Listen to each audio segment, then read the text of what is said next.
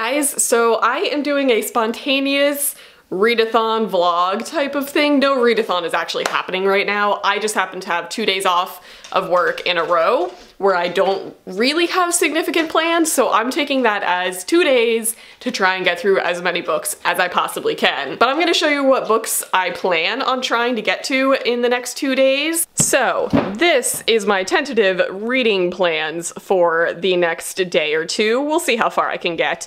I just finished listening to the audiobook for Uninvited, the first book in this duology, so I have the audiobook downloaded for the second one, and it's a really easy read, so I think I can actually get through this like relatively quickly. So if I finish that, the goal is to finish that today and download the audiobook for The Girl in 6E. For some reason, this book is just popping up in my life a lot recently, and I've been wanting to read it for literally years at this point, so we'll get to that one next, and I'm kind of excited because these two are very similar stories. Like, they both have like a predetermined like killer murderer vibe. So I think that this will be a cool like compare and contrast type story, like a YA dystopian type of story versus a, I think this is technically considered like erotic thriller. I have no idea, but I'm excited. Then I want to finally finish A Strange Hymn. I'm not exaggerating when I say I literally started this back in like February probably, and I only have that much to go. I've been going through my Goodreads recently and clearing out my currently reading section, and this is the last one that's just been like hovering there, and I only have this much to go, which will probably take me less than an hour. So the goal is to finish this up finally. And then my physical book that I'm going to be reading is Uncharted. I am so excited to get to this. I'm very much in the mood for a like eerie, ominous type of read with like some mystery in it. So I think this is going to fit the bill. As of right now, these are my plans for the next 2 days. We'll see how many I get through. If I get through more than these, I will move on and let you know what I'm reading, but this is the goal. Hey Manny, do you want to go for a ride?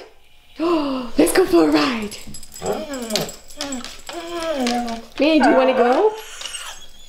Hey guys, so checking in for my first update of this spontaneous 48-hour readathon. I finished A Strange Hymn, finally. That only took like an entire year to finish. And I'm about to start listening to Unleashed. I have to go run a couple errands. I literally just need to like go to the bank and get some feed. So I have my co-pilot with me. This is my best co-pilot ever. He's very good and excited about car rides, clearly. So that is going to be the update. I'm going to start listening to Unleashed while I'm out and about and running around. It's been a fairly successful reading morning so far. It's only 11, so we have time. We have a lot of time. Okay, hey, so it is much later in the day. It is 4:30 and I have finished running my errands. I filmed a couple videos that I need to get filmed before this weekend so that they can go up in a couple days. And I have not actually like sat down to read, like physically reading a book at all, like since this morning. I am just having one of those like brain funk days where I just can't focus on anything. I'm just kind of like cycling through being like, oh, I should do something because I feel lazy, but then I just sit there and don't do anything. So I have literally just been sitting here listening to the audiobook of Unleashed and playing various games on my phone. That's what I've been doing pretty much all afternoon, and I am now this far into the book. I have about an hour and a half left to listen to, and I'm not gonna lie, I'm really enjoying this story. Like, for this being a somewhat older YA release, like I believe the first book came out in 2014, so this one's probably 2015. I think it kind of holds up, like, over the course of time. I think the only difference between YA books from like 4 or 5 years ago versus YA books now is authors have finally learned to stop using the same plot points, because this definitely still follows the same like formula that YA books used to. But I think the main difference is that there's less of a believability factor. I feel like older YA, they could just come up with a concept and they didn't need to back it with like believable fact for you to be on board for the story. He's basically has the concept where there is a traceable gene that is a recessive gene that people can inherit that marks them as a killer. Like, they have murderous tendencies, and whether they act it or not, they have a violent nature. I think that's a cool concept, but there is literally no science and no, like, discovery of that in the story. It's already happened and you just have to believe that this is a real thing. I think that that's the difference between old YA and new YA. I think new YA, nobody would really get on board with that without actually having some sort of backing behind it. I think we were just a lot more kind of gullible and just willing to go along with an author's concept in stories without having like kind of proof to really believe the story.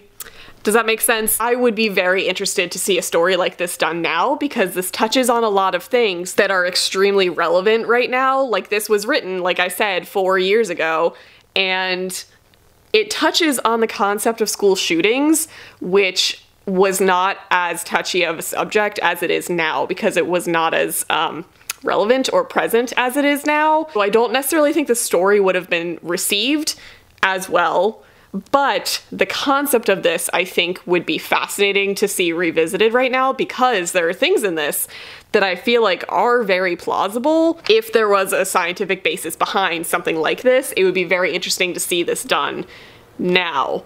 Okay, I'm just rambling now. I'm out of lives in all of my Candy Crush games and in my bingo games, so I think I'm going to finish out this book while doing a sticker book. I think that's what I'm gonna do. Alrighty, hey, last check-in for today. Today is still Thursday. Just want to chime in and say that I finished Unleashed.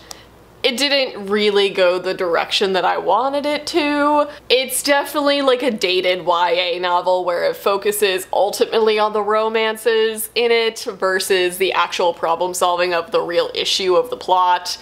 So, I liked the concept of this. It was pretty thought-provoking, and for its time, I think this was actually really, really good. I wish I had read this back then, because I feel like this was actually a somewhat different and standout type of story, but ultimately I don't think that it like followed through in the end with how like satisfying I think the ending could have been.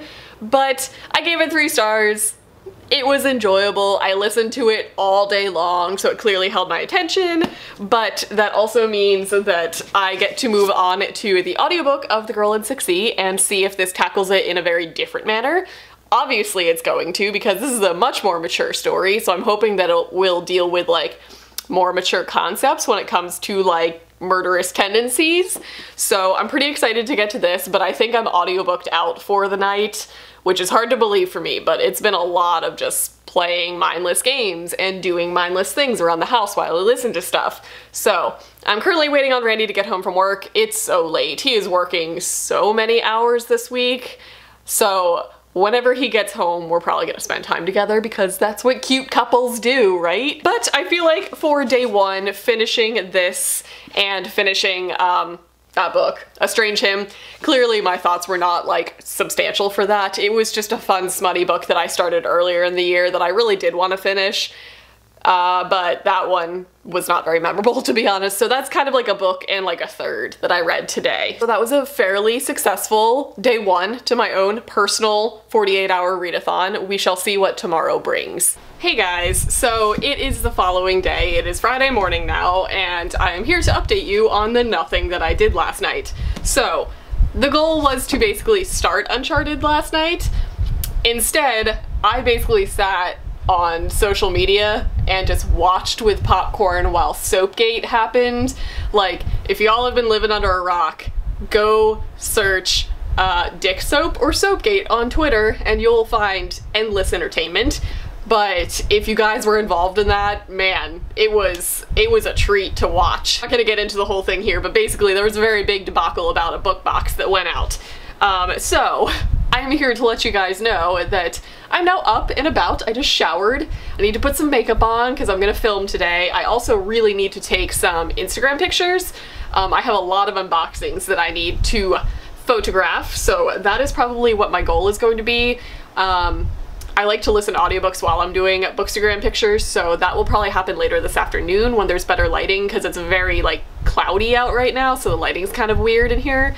But I'm actually very much in the mood to sit down and actually read, so I think I'm actually going to do this. And when I start an audiobook, I will be starting The Girl in 6E. So this is the tentative reading plans for today.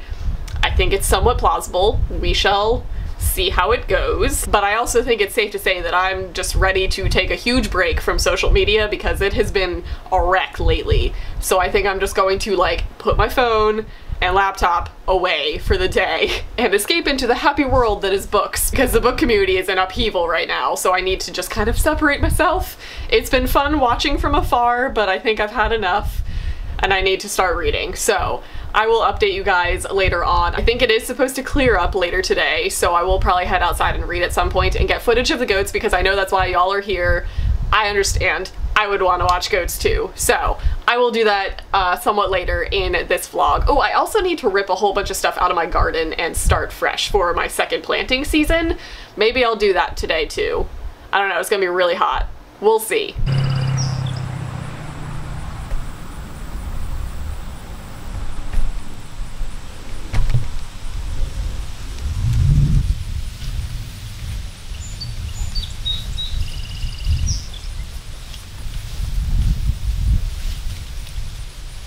Okay, it's like an hour later and I just kind of put everything aside and started reading Uncharted. So I got like 80 pages into it.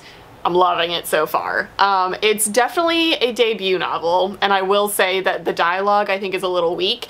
The dialogue itself is the info dumping in the beginning of this, and it's pretty noticeable in my opinion just because I read a lot of YA, and this reads kind of immaturely for how the backstory and the characters are introduced, where like the characters are just talking amongst themselves and just kind of info dumping a lot of like the backstory. But the atmosphere and the tone of this is everything that I wanted right now. It's like eerie and ominous, but it's very kind of Atlantis-y or like treasure hunty. I don't know much about it right now, but clues that they're starting to drop for like the mystery of the book are super intriguing. Like basically the backstory is following the parents of the main characters, and at first I was kind of cringy because this definitely has the like absent parent trope in it, which I'm so sick of, but the missing parents from the picture is actually like a major plot point. Like the parents have died, and that is the mystery because all of the parents used to go on a lot of like exotic expeditions and they all have like these matching tattoo symbols. So the like missing parent trope is actually like very relevant to the story. It's not just kind of like a cliche trope that's thrown in to get parents out of the picture. Like the parents are the plot, if that makes sense. I'm kind of loving it. It's set in like a New England, very secluded manor, like coastal setting. I don't exactly know where, but it's definitely New England. But all of the parents had traveled through a lot of the European island coastal areas and a lot of like tropical exotic locations.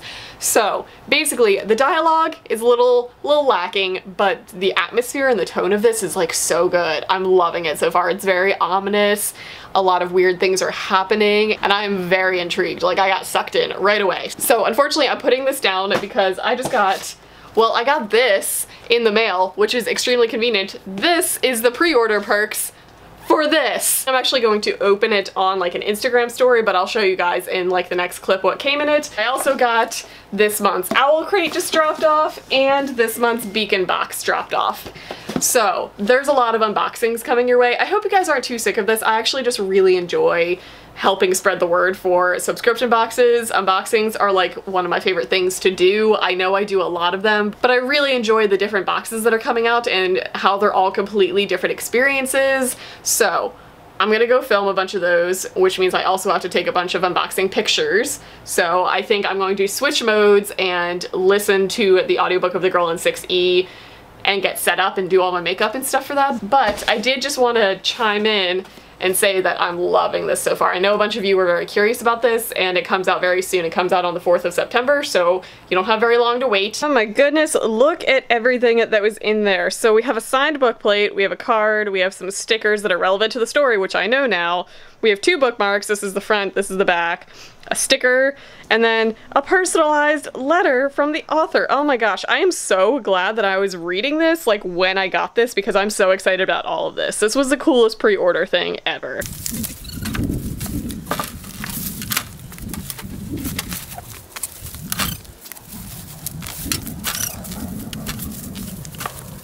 Well, this is what happens when I don't check my garden for a couple days. I end up with obscenely large things. Like, I'm not exaggerating when I say these are the size of my leg. Can you see this? And yes, I'm very dirty now. I have to shower again. Also started growing green beans. They come in a variety pack where they grow in purple and white. How cool is that? I love them. They're so cool.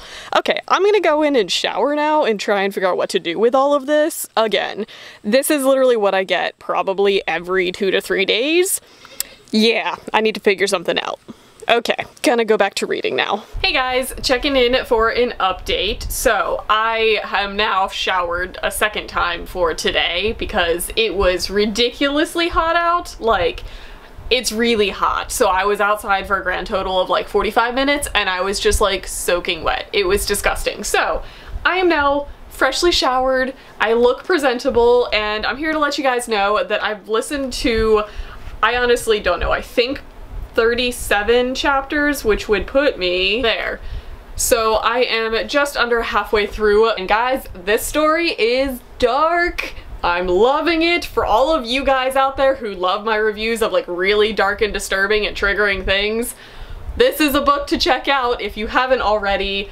Also, if you are not familiar with porn or anything in that field, this has a lot in it. If that is not something that you would like to read about, stay away from this because this is very graphic when it comes to like fetish porn.